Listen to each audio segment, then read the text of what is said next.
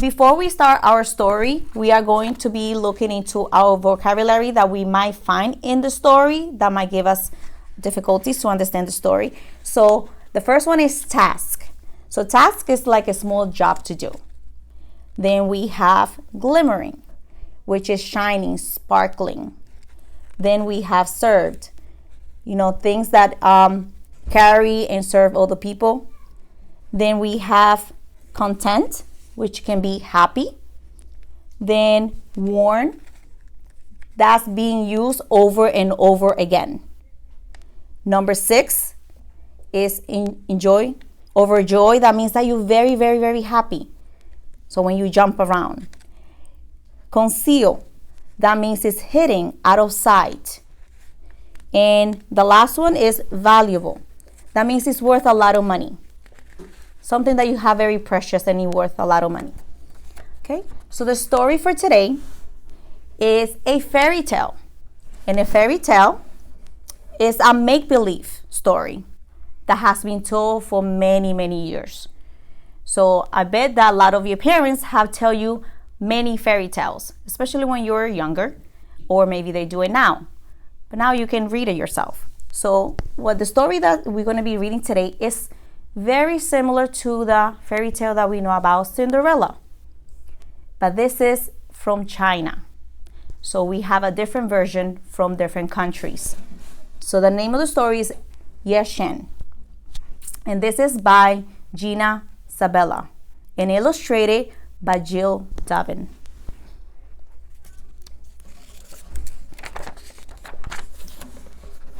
Yeh-Shen was a girl who grew up in China a long, long time ago.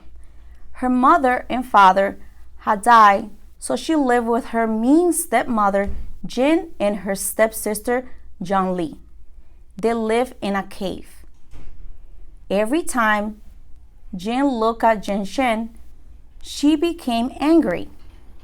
Yeh-Shen was gentler and kinder than Jin's own daughter, Zhongli.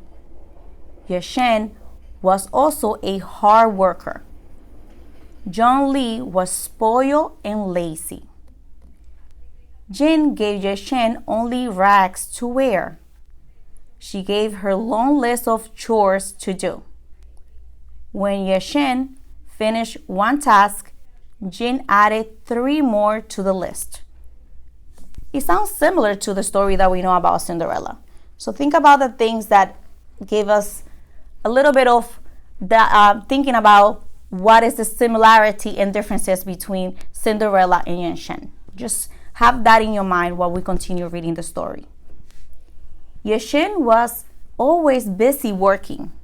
She did not have a chance to make many friends, but she did have one very special friend. This friend had golden eyes, glimmering scales, and a big, beautiful tail. Guess what? It was a fish that lived in the pond. Every day, Yeh-Shen stopped by the pond and shared some crumbs with the fish. Every day, the fish popped up to greet his friend.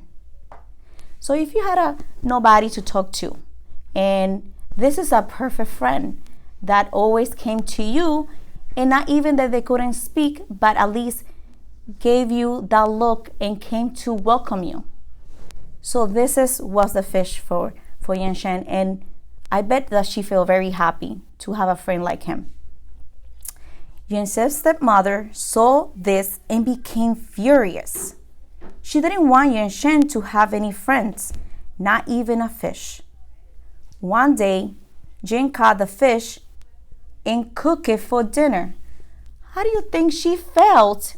Oh my God, just think about your friend, your best friend, and doing that. That's a very mean thing to do.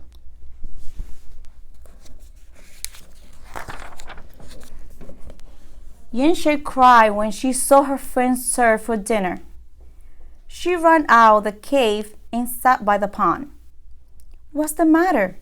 An old man asked her. Yeh-Shen told him about her friend, the fish. Then she told him what her stepmother had done. Listen carefully to me, the old man said. "The bones of that fish hold special powers. Take the bones and bury them in 4 pots. Put 1 pot on each corner of your bed.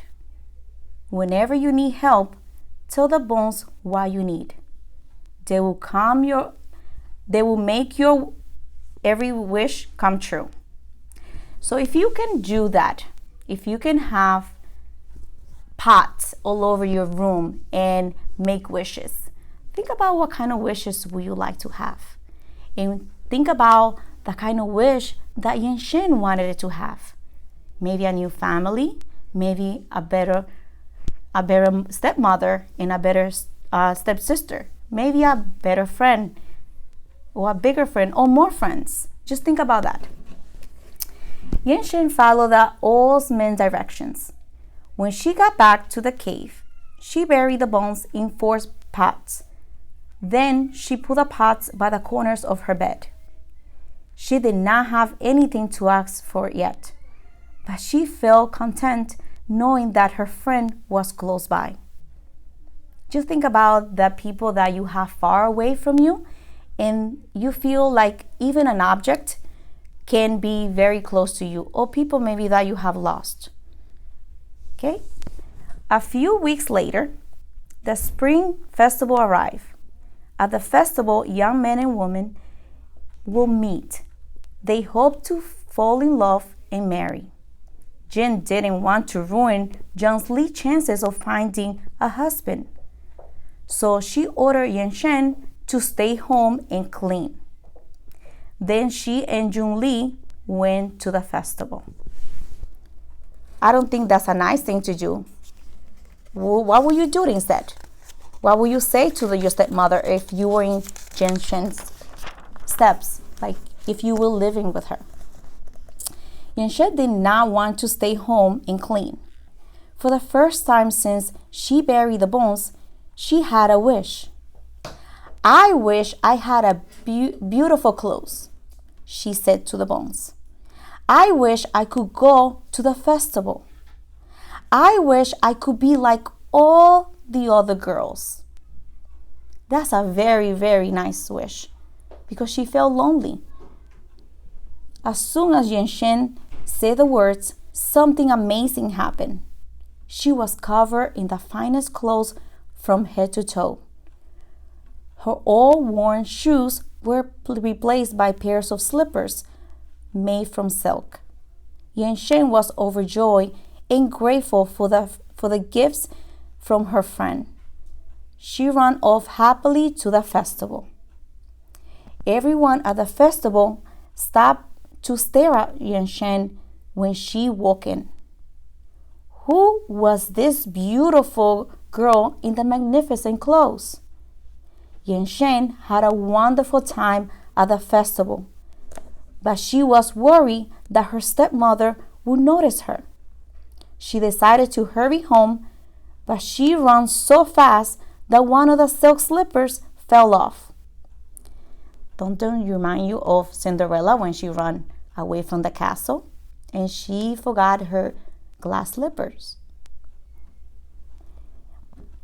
It lay in the middle of the road. It was the only sign that Yeh-Shen had visited the festival. At home, Yeh-Shen stuffed her new clothes into the pots. She concealed her on one slippers too. She changed into her rags and waited for her stepmother to return. What do you think her stepmother is going to do when she finds out? Let's see. Meanwhile, a traveler found a silk slipper on the road. She knew it was valuable, so he gave it to the king. The king was curious to find the owner of the slipper, so he had his men build a hut. Anyone could come to his hut to try the silk slipper. Yeh-Shen heard about the hut. She wanted her slippers back, so she sneaked out of the cave one night and ran quietly to the hut. As she crept toward the slipper, the king's men grabbed her. The king took one looked at Yeh-Shen's rags and thought she was a thief. What would you have said to the guards? Will you say the truth, or will you just stay quiet? What do you think Yeh-Shen is going to say? Yeh-Shen looked at the king. Her eyes were filled with tears. The king saw how gentle and kind she was. He listened to her words. Please, I will show you the other slipper, Yeh-Shen whispered to the king. Yeh-Shen led the king to her home. She put on the matching silk slipper and her fine clothes. The king knew then that he wanted to marry her. However, he was angry at how Jin and Junlid had treated Yeh-Shen. He told them never to come to his castle, so they stayed in their cave for the rest of their lives. And that's the end of the story.